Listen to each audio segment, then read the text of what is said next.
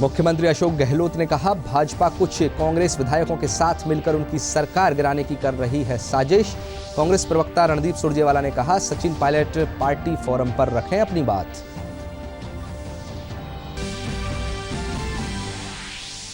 मुख्यमंत्री गहलोत और सचिन पायलट के बीच आरोप प्रत्यारोपों का दौर जारी। सचिन पायलट ने सोशल मीडिया के माध्यम से दिए गए बयान में कहा, नहीं जाएंगे भाजपा में।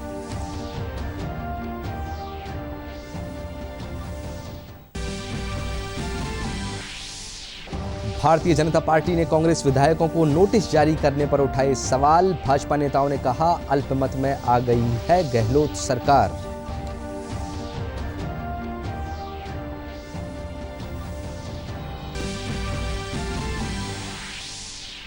प्रदेश में आज कोरोना संक्रमण के 143 नए मामले आए सामने। कुल संक्रमित मरीजों की संख्या हुई 26,580। अब तक 19,587 कोरोना संक्रमित हुए स्वस्थ। और प्रदेश में मानसून का दौर जारी। इस बीच पिछले 24 घंटों के दौरान सवाई माधोपुर, राजसमंद, डूंगरपुर, अजमेर और उदयपुर में कई स्थानों पर हुई बारिश। सवाई माधोपुर के गंगापुर सिटी में हुई 38 मिलीमीटर बारिश।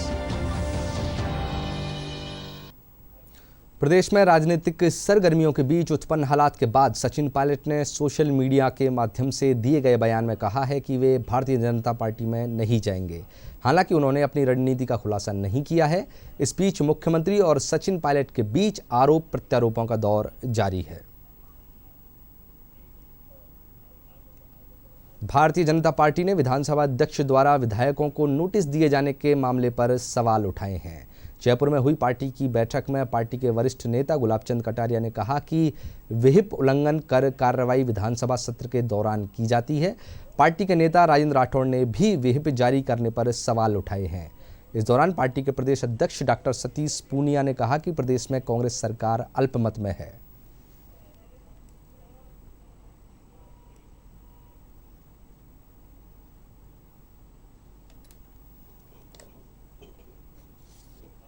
विप जो है वो विधानसभा की अगर किसी भी कार्रवाई में उपस्थित होने के लिए जो भी अधिकृत विप जारी करता है अपने सदस्यों को, उसकी पालना सदस्यों को करनी ही पड़ती है।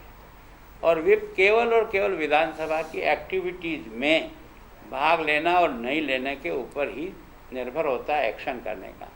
पार्टी की बैठक में कोई आए या न आए, इसका निर्णय राजस्थान की विधानसभा नहीं कर सकती। इसके लिए पार्टी पूर्णतः अधिकृत है कि जो कोई भी पार्टी डिसिप्लिन की पालना नहीं करता है उसके खिलाफ पार्टी एक्शन कर सकती है, और जो उन्होंने किया है। राजस्थान के संसदीय इतिहास में पहली बार एक घटना हुई। माननीय विधायकों ने विधानसभा के बाहर जो कृत्य किया, उस पर विधानसभा का सत्र आहूत न होते हुए भी विधानसभा के अध्यक्ष द्वारा नोटिस दिया गया। आर्टिकल 191 ऑफ द कॉन्स्टिट्यूशन में 10th शेड्यूल के अंदर इस बात का उल्लेख किया गया है कि कोई भी विधायक किन किन कृत्य के कारण से अनुशासनहीनता की श्रेणी में आकर डिस्क्वालीफाई हो सकता है।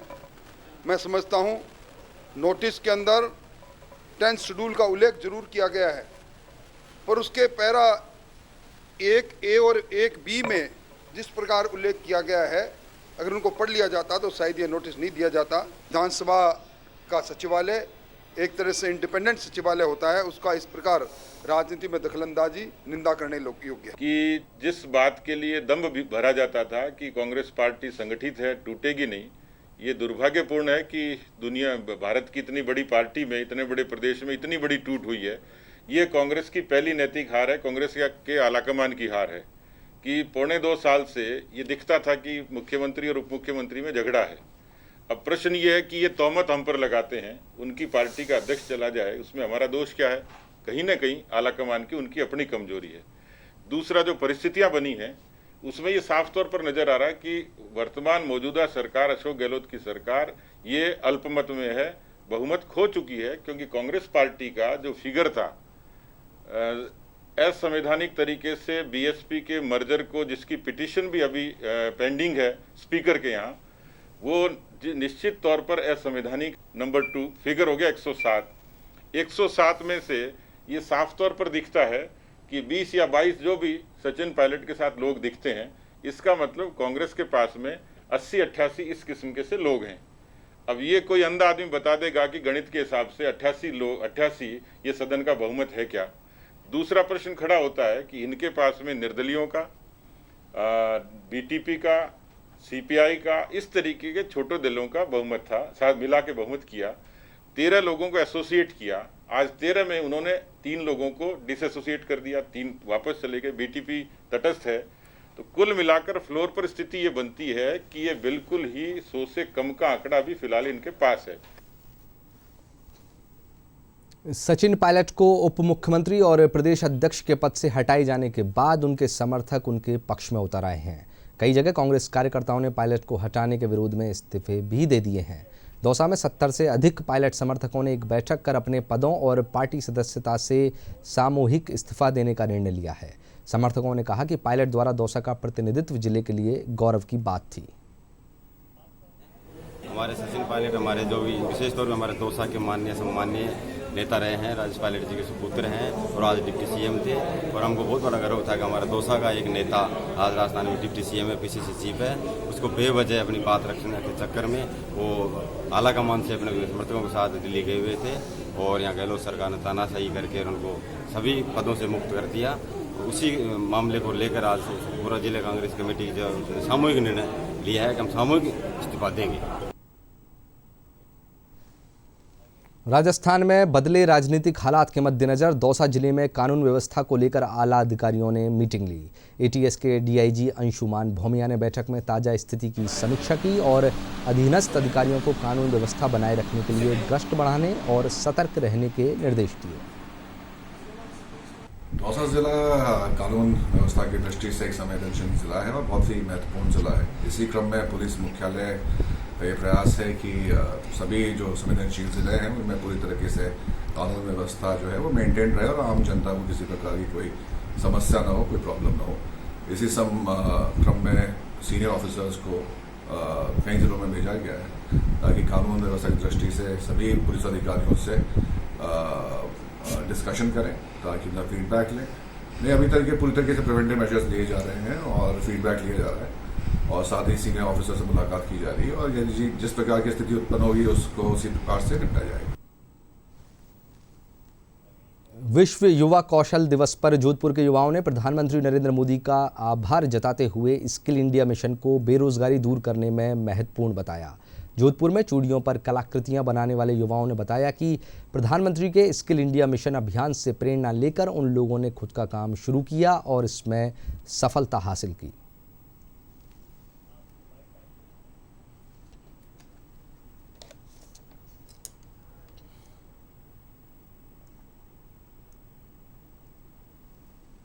मोदी जी का आभार प्रकट करना चाहूँगा जिन्होंने ये कार्यक्रम शुरू किया और देश में बेरोजगारी की समस्या कुछ हद तक कम हो गई है। हमारे प्रधानमंत्री मोदी जी को, भारत सरकार को मैं बहुत बहुत धन्यवाद देता हूँ।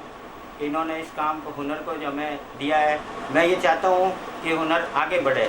ये हमारे हिंदुस्तान लेवल पर चलता है और हमें कुछ मतलब इसको आगे बढ़ाने के लिए हम मोदी जी से कुछ चाहते हैं कि वो हमें ऐसी सुविधा दें। कुछ फाइनेंस कंडीशन से हम टूटे हुए हैं। हम चाहते हैं कि इसको फाइनेंस हमारे पास हो तो हम इसको आगे, ये करीब भारत में सब जगह जाती है चूड़ी का काम। हम ये चूड़ी का कार्य करते हैं और ये हस्तकला जो हम पूरे हिंदुस्तान में, पूरे विश्व के अंदर जो निर्यात होती है उसका हम ये को आगे बढ़ाने के लिए हम मोदी सरकार को ये कहना चाहते हैं कि इसको बढ़ावा दिया जाए।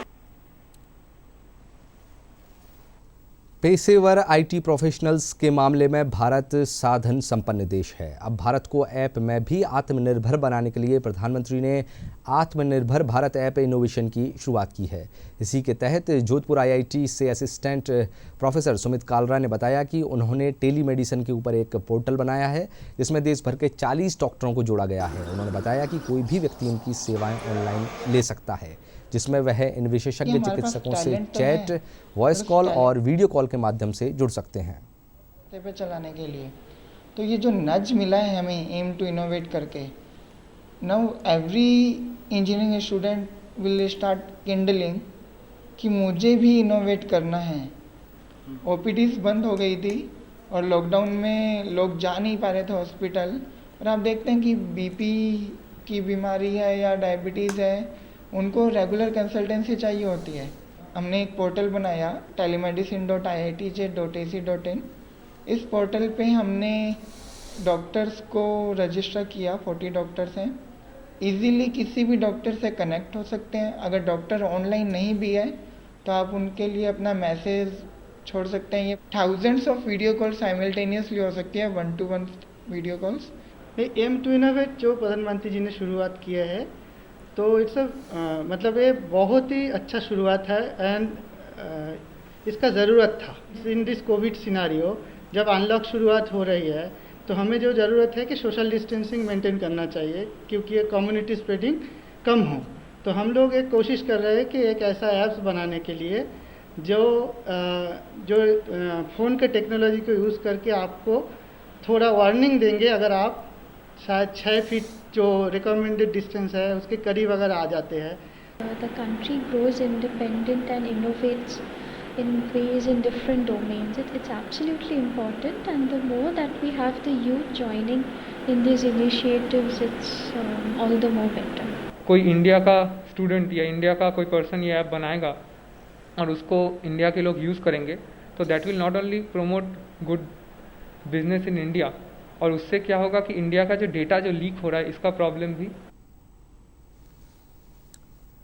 कौशल नियोजन एवं उद्यमिता विभाग की ओर से विश्व युवा कौशल दिवस के अवसर पर आयोजित कार्यक्रम में कौशल प्रशिक्षण प्राप्त कर खुद का रोजगार शुरू करने वाले युवाओं का सम्मान किया गया।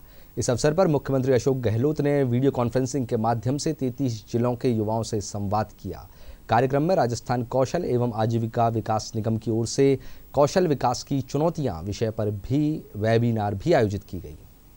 RSLDC मुख्यतः जो भी बच्चे एनरोल होते हैं उन लोगों को प्रशिक्षण देके और रोजगार उपलब्ध करवाते हैं। उन्हीं बच्चों में से ही हम लोग कुछ बच्चों को सेलेक्ट करते हैं जो आज काफ़ी अच्छी तनख्वाह पा रहे हैं या उन्होंने खुद का ही एक रोजगार, अपना खुद का व्यवसाय सेटअप कर लिया है। अनएम्प्लॉयमेंट हमारे देश के लिए, राजस्थान के लिए एक बहुत बड़ी समस्या है, तो उसी का ही निवारण के लिए RSLDC कार्य करता है। उन्हीं लोगों में से, उन्हीं बच्चों में से हमने कुछ स्किल आइकन्स हैं, 12 स्किल आइकन्स और एक स्किल एम्बेसडर को सेलेक्ट करा है। मोदी जी का एक जो चलन स्टार्ट हुआ था 5 साल पहले, आज उसके 5 साल पूरे हो चुके, जिसकी वजह से नई अगर आप देख रहे हैं तो नई चीज़ें डेवलप हो रही हैं। युवाओं नई स्किल्स के साथ आ रहे हैं, जिसमें आर्टिफिशियल इंटेलिजेंस की बात करें, सस्टेनेबल गोल्स की बात करें, तो आज ये युवाएं ही हैं जिन्होंने अपने आप को आत्मनिर्भर करते हुए इस देश की एक पहचान बनाई है।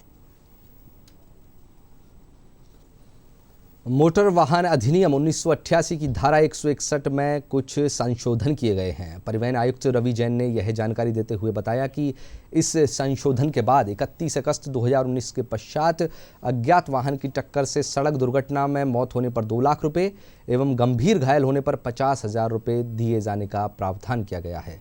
इससे पहले यह राशि क्रमशः 25,000 और 12,500 रुपये थी। वहीं पेट्रोल डीजल पर राज्य सरकार द्वारा लगाए गए वैट को हटाने, लॉकडाउन अवधि के बिजली के बिल माफ़ करने सहित अन्य मांगों को लेकर प्रतापगढ़ में कल भारतीय जनता पार्टी की ओर से स्वैच्छिक बंद रखा गया। शहर में बंद का मिला-जुला असर देखा गया। वहीं कांग्रेस ने लोगों से दुकानें खोलने की अपील की। इस दौरान पुलिस की ओर से कानून व्यवस्था बनाए रखने के लिए व्यापक इंतजाम किए गए।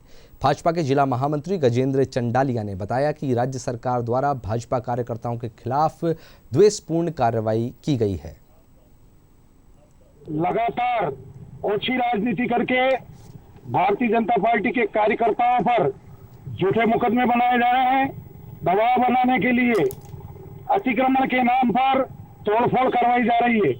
कोरोना महामारी में वैसे भी आम व्यक्ति बेरोजगार है और ऐसी स्थिति में छोटे छोटे जो गुमती धारा के उनको परेशान किया जा रहा है, उनकी गुमतियां हटाई जा रही है, जबकि करोड़ों रुपए की जमीन पर भूमाफियाओं ने कब्जे कर रखे हैं, उनकी ओर आंखें मूंद कर कार्रवाई नहीं की जा रही है।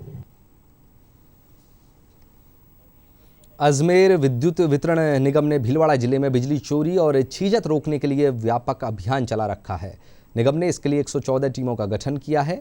इन टीमों ने अब तक बिजली चोरी के 2145 मामले पकड़कर करीब 3 करोड़ 62 लाख रुपए का जुर्माना लगाया है।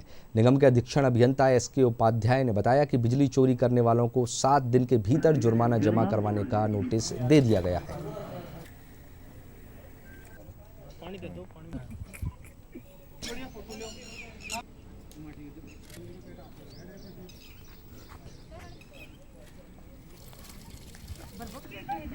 सीकर जिला परिषद की ओर से महात्मा गांधी नरेगा योजना के तहत जिला स्तरीय वृक्षारोपण वार्षिकोत्सव कार्यक्रम पिपराली पंचायत समिति की गुंगारा ग्राम पंचायत में आयोजित किया गया। इस अवसर पर नरेगा कर्मियों ने शमशान, चारागाह और खेल मैदान सहित सार्वजनिक स्थानों पर वृक्षारोपण किया। नगर परिषद के मुख्य कार्यकारी अधिकारी JP बुनकर ने वृक्षारोपण कर अभियान की शुरुआत की। उन्होंने बताया कि जिले में सभी जगह वृक्षारोपण अभियान के तहत कार्यक्रम आयोजित किए जा रहे हैं, जिनके माध्यम से लोगों को पर्यावरण के प्रति जागरूक किया जा रहा है। गुंगारा पंचायत समिति के लिए ये शमशान घाट पे पौधे लगाने के निर्देश दिए थे। उसी परिप्रेक्ष्य में आज हमने करीब 150 से 200 पौधे यहाँ आरोपित किए हैं और जनसहभागिता सुनिश्चित करने के लिए लोगों को प्रेरित किया है। वृक्षारोपण कार्यक्रम को बहुत बड़ी सफलता मिलेगी और हमारा जो जन आंदोलन बनाने का जो एक रहता है कि भाई ये वृक्षारोपण कार्यक्रम जन आंदोलन बने, ऐसा आज की इस लोगों की भीड़ और लोगों के जोश को देखते हुए लग रहा है। संपूर्ण प्रदेश में वृक्षारोपण का कार्यक्रम शुरू किया गया है, जिसके अंतर्गत ग्रामीण क्षेत्र में सभी ग्राम पंचायत स्तर पर वृक्षारोपण किया जा रहा है। आज गुंगारा ग्राम पंचायत में जिला स्तरीय वृक्षारोपण कार्यक्रम आयोजित किया गया, जिसमें सभी ग्रामवासियों को भी वृक्षारोपण के लिए संदेश दिया गया।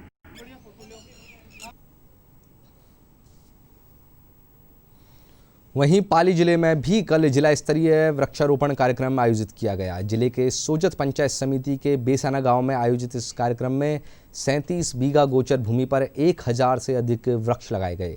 कार्यक्रम में जिला कलेक्टर अंशदीप और पाली जिला परिषद के मुख्य कार्यकारी अधिकारी प्रहलाद सहाय नागा और सोजत उपखंड अधिकारी दौलतराम चौधरी सहित बड़ी संख्या में ग्रामीण उपस्थित रहे। अभी बारिश का मौसम आ गया है, बारिश 1-2 पड़ चुकी हैं, तो आज हमारी कोशिश है कि प्रत्येक पंचायत के अंदर 200 पौधे ईच, जिसका मतलब लगभग 70,000 पौधे वो होंगे। साथ ही साथ बाकी डिपार्टमेंट्स के मिला के हमारी कोशिश है लगभग आज 1 लाख के आसपास पौधे हम लगाएंगे। पेड़ हमारे जीवन के लिए वरदान है और जो ग्रामीण सहयोग से और सरकार की ओर से जो पेड़ वगैरह लगाए जा रहे हैं वो हमारे लिए बहुत ही बढ़िया चीज़ है। ग्रामीण क्षेत्रों में इसकी शुरुआत की है सरकार ने, उसके लिए सरकार से हम ग्रामीणवासी सभी आभारी हैं कि उन्होंने गाँव के विकास के लिए, गाँव में हरियाली के लिए जो पेड़ों की शुरुआत की है वो बहुत ही अच्छा कदम है। हनुमानगढ़ जिले की धोलीपाल ग्राम पंचायत में भी कल जिला स्तरीय वृक्षारोपण और वार्षिक उत्सव कार्यक्रम आयोजित किया गया। कार्यक्रम की अध्यक्षता करते हुए जिला कलेक्टर जाकिर हुसैन ने लोगों से अधिक संख्या में पेड़ लगाने की अपील की। उन्होंने कहा कि पेड़ हमारी मूलभूत आवश्यकताओं को पूरा करने में अग्रणी भूमिका निभाते हैं। इस अवसर पर ग्राम पंचायत धोलीपाल के सरपंच ने 500 पेड़ लगाने और उनकी संकल्प लिया। ग्राम पंचायतों में आयोजित किया गया, जिसमें सभी जनप्रतिनिधियों, अधिकारी, कर्मचारियों को शामिल किया गया है और इसके तहत हमने सभी ग्राम पंचायतों को 200 पेड़ लगाने का लक्ष्य दिया था, जिसके विरुद्ध कई ग्राम पंचायतों में 200 से ज़्यादा भी पेड़ लगाए जा रहे हैं। और अब बात करते हैं प्रदेश में कोरोना संक्रमण की स्थिति की। प्रदेश में आज कोरोना संक्रमण के 143 नए मामले सामने आए हैं। इन्हें मिलाकर यहां अब तक कोरोना संक्रमित मरीजों की संख्या 26,580 हो गई है। जोधपुर में 4,223 मरीजों के साथ सबसे ज़्यादा संक्रमित मरीजों वाला जिला बन गया है, जबकि जयपुर में 4,127 संक्रमित आ चुके हैं। स्वास्थ्य विभाग के अनुसार आज सबसे ज़्यादा 46 रोगी बीकानेर में मिले हैं, वहीं अलवर में 45 और जयपुर में 30 संक्रमित सामने आए हैं, जबकि झुंझुनू में 12 और नागौर में 5 पॉजिटिव रोगी मिले हैं।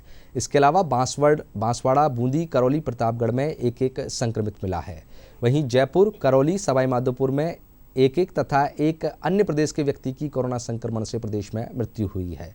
इन्हें मिलाकर प्रदेश में अब तक 534 कोरोना संक्रमितों की मौत हो चुकी है। दूसरी तरफ प्रदेश में अब तक 19,587 कोरोना संक्रमित मरीजों की रिकवरी हो चुकी है। इनमें से 19,037 मरीजों को अस्पतालों से छुट्टी भी दे दी गई है।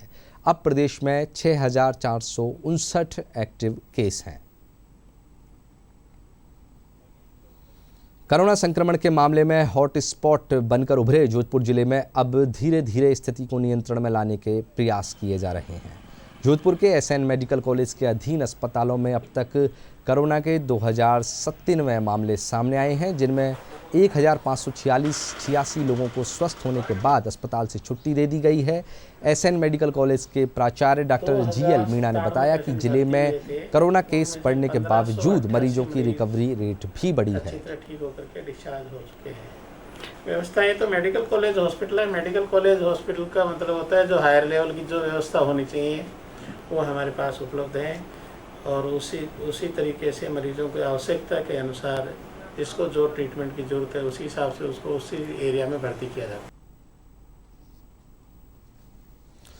बूंदी जिले में कोरोना संक्रमण पर शुरुआती 3 महीनों में नियंत्रण के बाद अब जिले में धीरे धीरे कोरोना के मामले बढ़ते जा रहे हैं। इसको देखते हुए पुलिस और प्रशासन की ओर से कई कदम उठाए गए हैं। बूंदी शहर में प्रशासन और पुलिस की ओर से कोरोना जागरूकता रैली निकाली गई। रैली शहर के मुख्य बाजारों से होते हुए गुजरी।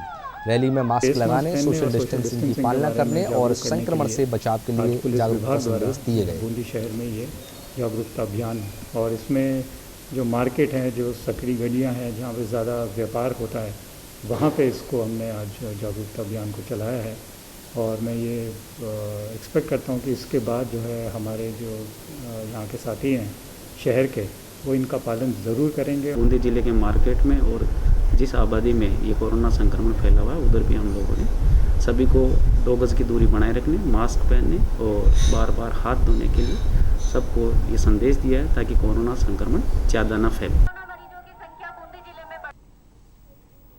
और आइए अब बात करते हैं प्रदेश में मानसून की स्थिति की। प्रदेश में मानसून का दौर जारी है। इस बीच पिछले 24 घंटों के दौरान सवाईमाधोपुर, राजसमंद, डूंगरपुर, अजमेर और उदयपुर में कई स्थानों पर बारिश हुई। सर्वाधिक वर्षा सवाईमाधोपुर के 10 दिन के लिए यदि देखा जाए तो पश्चिमी राजस्थान और पूर्वी राजस्थान यहाँ पर अधिक से अधिक बारिश होने के आसार भी हैं। तो इसको देखते हुए हम लोग इस साल बारिश नॉर्मल से थोड़ा सा प्लस माइनस 4-5% में ज़्यादा ही रहेगा, ये संभावना है। डीडी राजस्थान पर प्रसारित सभी समाचार आप हमारे YouTube channel Rajasthan DD news पर देख सकते हैं तथा खबरों के अपडेट के लिए हमारे Twitter handle @DD News Rajasthan को आप फॉलो भी कर सकते हैं। और आइए एक बार फिर से नजर डालते हैं हेडलाइंस पर। मुख्यमंत्री अशोक गहलोत ने कहा, भाजपा कुछ कांग्रेस विधायकों के साथ मिलकर उनकी सरकार गिराने की कर रही है साजिश। कांग्रेस प्रवक्ता रणदीप सुरजेवाला ने कहा, सचिन पायलट पार्टी फोरम पर रखें अपनी बात।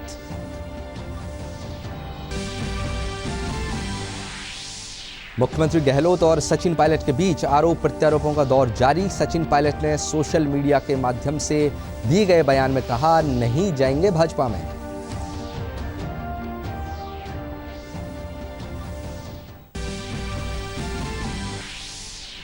भारतीय जनता पार्टी ने कांग्रेस विधायकों को नोटिस जारी करने पर उठाए सवाल। भाजपा नेताओं ने कहा, अल्पमत में आ गई है गहलोत सरकार।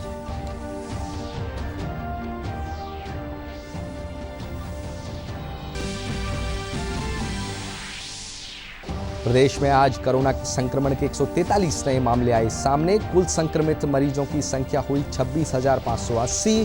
अब तक 19,587 कोरोना संक्रमित हुए स्वस्थ।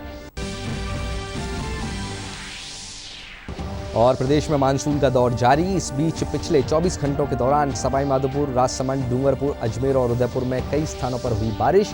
सवाईमाधोपुर के गंगापुर सिटी में हुई 38 मिलीमीटर बारिश। और फिलहाल इस बुलेटिन में इतना ही। नमस्कार।